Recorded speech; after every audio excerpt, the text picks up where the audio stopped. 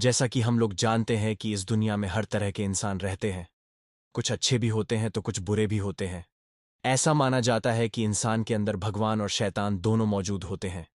चाहे तो इंसान ऊंचा उठकर भगवान बन जाए या नीचे गिरकर शैतान बन जाए। यह उस इंसान व्यक्ति और उसके कर्म पर डिपेंड करता है। वैसे तो इस घोर कलयुग में इंसान की शैतान बनने की मिसाल भरी पड़ी डी है, लेकिन मैं आज आपको इस कहानी के माध्यम से इंसान से भगवान बनने की मिसाल बताने जा रहा हूं।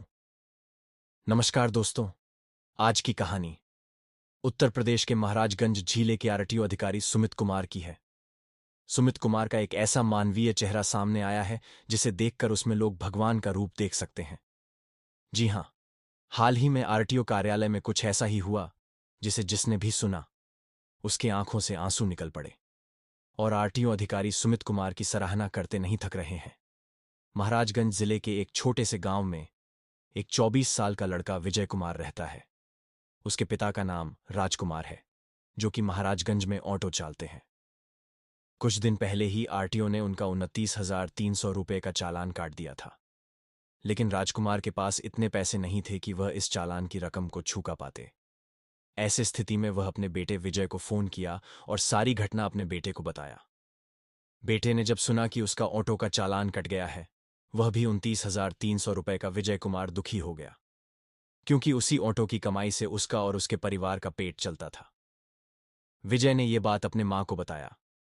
मां अपने कमरे के अंदर गई और हाथ में कुछ पैसे लाई और विजय से कहा, इतने पैसे हैं मेरे पास। विजय ने अपनी मां को कहा कि मां, इतने पैसे से कुछ नहीं होगा। मां ने कहा, तू रुक, मैं कुछ और बंदोबस्त करती हूं।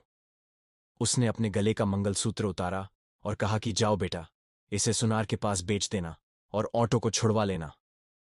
विजय कुमार अपने गांव से बस पकड़ा और महाराजगंज के आरटीओ ऑफिस पहुंच जाता है। आरटीओ कार्यालय पहुंचकर उसने अपने पिता राजकुमार को पैसे देते हुए कहा कि पापा, घर में इतने पैसे ही हैं। मां ने अपना मंगलसूत्र भी बेच दिया, जिसे बेचने के बाद भी चालान भरने के लिए पूरे पैसे नहीं हो पा रहे हैं। विजय के मुंह से जब राजकुमार ने सुना कि उसकी पत्नी ने अपना मंगलसूत्र बेच दिया है, राजकुमार आरटीओ कार्यालय में ही फफक कर रोने लगे। विजय भी अपने पिता को रोता देख अपने आंसू नहीं रोक पाए और वो भी रोने लगते हैं। यह सब वाक्य को दूर बैठा आरटीओ अधिकारी सुमित कुमार देख रहा होता है, लेकिन उस समय वह कुछ नहीं कहा। पिता पुत्र ने देखा कि सभी कर्मचारी अपने अपने कामों में व्यस्त है। वह दोनों एक पेड्जे के नीचे जाकर बैठ जाते हैं। करीब आधे घंटे बाद आरटीओ अधिकारी सुमित कुमार वहां आया और विजय से कहा कि परेशान क्यों हो। सुमित कुमार के पूछने पर विजय ने बताया कि उसके पिता राजकुमार ऑटो चालक हैं और उनको एक आंख से कम नजर आता है। विजय ने आगे बताया कि 29,300 का ऑटो का चालान जमा करना है। मां के मंगलसूत्र बेचने के बाद भी 15,000 रुपये ही इकट्ठा हो पाए हैं। उसने बताया कि वह 6 बहनों का इकलौता भाई है। जब विजय ने सारी कहानी आरटीओ अधिकारी सुमित कुमार को बताया, तो सुमित कुमार का दिल पिघल गया और उस आरटीओ अधिकारी ने राजकुमार की ऑटो की चालान खुद अपने सैलरी से भर दी और पढ़ाई छोड़ चुके विजय कुमार से पढ़ाई करने की पेशकश किया। विजय कुमार ने बताया कि वह 12वीं क्लास में 80% अंक से पास हुआ, लेकिन घर की आर्थिक स्थिति खराब होने के कारण बीच में ही पढ़ाई छोड़ना पड़ा। जब आरटीओ अधिकारी सुमित कुमार ने विजय की सारी कहानी सुनी, तो राजकुमार का ऑटो का चालान और उसका इंश्योरेंस खुद अपने पैसों से कराया। उसके बाद वह विजय से कहा कि विजय, क्या तुम आगे की पढ़ाई करना चाहता है? तभी विजय ने कहा, हां सर, पढ़ना तो चाहता हूं, लेकिन मुझे पढ़ाएगा कौन? मैं भी पढ़ना चाहता हूं। आपके जैसा एक नेक और ईमानदार अफसर बनकर गरीबों की मदद करना चाहता हूं, लेकिन यह मेरे किस्मत में नहीं है, क्योंकि यह गरीबी मुझे आगे नहीं बढ़ाने देगा। तभी सुमित कुमार ने कहा, यह गरीबी आज के बाद तुम्हें परेशान नहीं करेगा। विजय विजय यह सुनकर चौंक जाता है और बोला, कैसे सर? आप कहना क्या चाहते हैं? सुमित सर ने बोला, हां, आज के बाद तुम्हें कोई भी मेरे जैसा अफसर बनने से कोई नहीं रोक सकता, क्योंकि मैं तुझे पढ़ाऊंगा।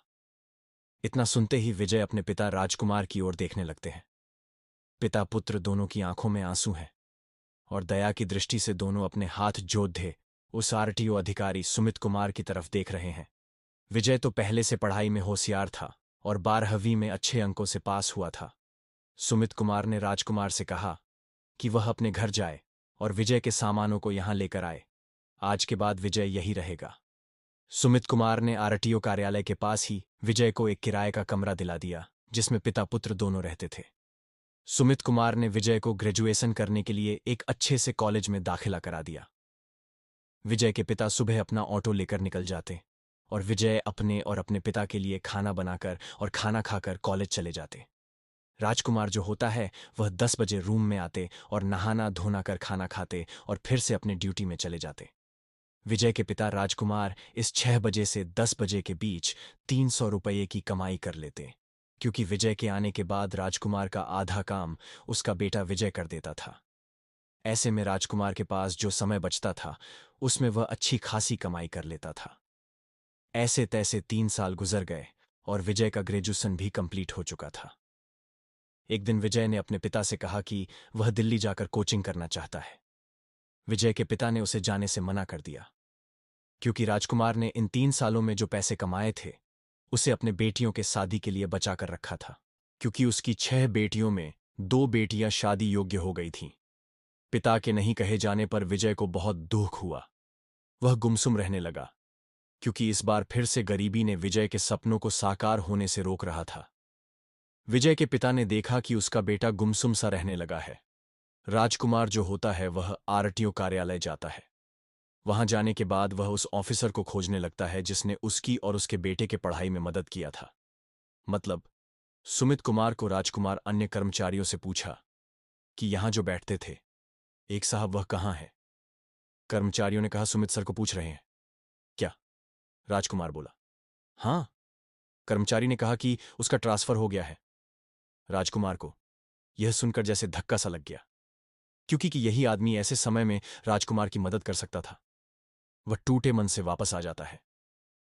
दूसरे दिन राजकुमार अपने बेटियों के लिए जो पैसे बचाकर रखा था उसे विजय को देते हुए कहा, जा बेटा, इस गरीबी नाम के दुश्मन को हरा कर आजा, दिल्ली जा। इतना सुनते ही विजय उछल पड़ता है और अपने पिता के गले लगकर रोने लगता है। दूसरे दिन विजय जल्दी सोकर उठा और नहा धो दिल्ली जाने के लिए तैयार हो गया था। पिता राजकुमार विजय को रेलवे स्टेशन छोड़ने गया। पिता ने विजय से कहा, बेटा, मैं अपने कमाई की सारी पूंजी तुम्हारे पढ़ाई में लगा चुका हूं। मेरा और अपने बहनों के उम्मीदों में पानी मत फेरना, अच्छे से पढ़ाई करना और कुछ बनकर ही आना। विजय ने हाँ पापा कहा और पिता का आशीर्वाद लेकर दिल्ली के लिए रवाना हो गए। विजय जो होता है वह मन लगाकर पढ़ाई करता है, क्योंकि वह अपने घर की गरीबी देखी है। पिता से विदा लेते समय उसने जो बात बोला था वह विजय के कानों में गूंजता था। लेकिन कहते हैं ना, समय से पहले और भाग्य से अधिक किसी को कुछ नहीं मिलता। पहले बार में विजय असफल हो गया। विजय यह बात अपने पिता को नहीं बताया कि वह फेल हो चुका है। विजय ने एक दिन अपने पिता से कहा कि वह उस आरटीओ अधिकारी सुमित कुमार से बात करना चाहता है।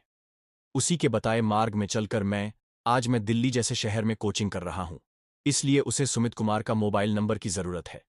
ऐसा कहकर वह अपने पिता से कहा कि वह जाए और सुमित कुमार का मोबाइल नंबर मांगकर मुझे दे, ताकि मैं उसका आभार व्यक्त कर सकूं। राजकुमार जो होता है वह उस ऑफिसर के पास नहीं जाना चाहता था, क्योंकि उसके और उसके परिवार सुमित साहब का बहुत एहसान है। लेकिन बेटे के कहने पर वह आरटीओ कार्यालय जाकर उसका नंबर लाया और विजय को दे देता है। विजय जो होता है नंबर मिलने के बाद सुमित को फोन किया और कहा कि सर, मैं पहली बार में फेल हो गया, मैं एक बार और ट्राई करना चाहता हूं, कृपया करके मुझे पैसे भेज दे और इस बारे में मेरे पिता को मत बताएगा। सुमित जो होता है वह मान जाता है, क्योंकि वह जब पहली बार विजय को देखा तो समझ गया था कि इस लड़के में कुछ कर गुजरने का जज्बा है। उसने विजय को पैसे भेजे। विजय फीस के पैसे सुमित साहब से और अपने खर्चे के लिए पिता से पैसे मांगते और अपना पढ़ाई जारी रखा। विजय का एग्जाम हुआ और इस बार विजय ने 70 रैंक हासिल किया। विजय को साक्षात्कार के लिए बुलाया गया और पूछा कि वह क्या बनना चाहता है, आईपीएस की, आईएएस। तभी विजय को सुमित सर से कहा, एक बात याद आ गया। उसने कहा था कि वह आपके जैसा एक अच्छा अफसर बनकर लोगों की सेवा करना चाहता है, और उसने महाराजगंज में आईपीएस पद के कार्यभार को संभाला। एक दिन राजकुमार घर के राशन लेने के लिए अपना ऑटो साइड में लगाया और राशन लेने जा रहे थे। तभी पीछे से आ रहे मोटरसाइकिल सवार ने राजकुमार को टक्कर मार दिया। राजकुमार जी को चोट तो नहीं आया, लेकिन वह जोरदार टक्कर के कारण जमीन में गिर गए। आसपास के लोग घायल राजकुमार को हॉस्पिटल ले जाने की बात करने लगे। आईपीएस विजय कुमार अपने पिता को फोन कर खुशखबरी देने ही वाले थे कि वह अब आईपीएस अफसर बन गए हैं। तभी थाने में फोन की घंटी बजी और सूचित किया कि महाराणा प्रताप चौक के पास एक्सीडेंट हुआ है। आईपीएस विजय कुमार को कुछ ही समय हुआ था। ऑफिस में आए उसने तुरंत ड्राइवर से कहा, महाराणा प्रताप चौक चलो। वहां जाने के बाद देखा कि विजय के पिता के कपड़े धूल से सने हुए हैं और वह अपने ऑटो में बैठा हुआ है। विजय को वर्दी में देखकर पिता की आंखें भर आया। अपने बेटे को गले लगाकर कहा कि बेटा, तूने कर दिखाया रे, आज तू गरीबी रूपी दुश्मन से जीत कर आ गया।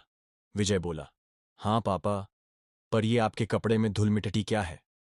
ये सब राजकुमार बोला, कुछ नहीं बेटा, छोटा सा एक्सीडेंट हो गया था, गलती मेरा ही था, मैं गलत साइड में चल रहा था।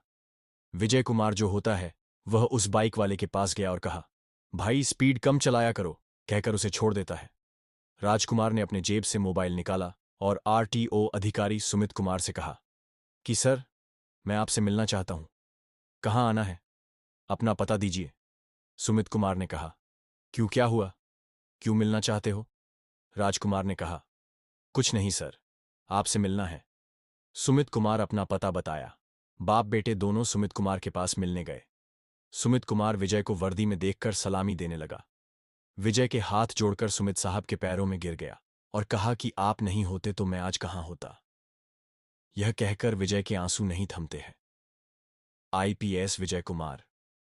सुमित का ट्रांसफर फिर से महाराजगंज में कराया और दोनों आज समाज की सेवा कर रहे हैं।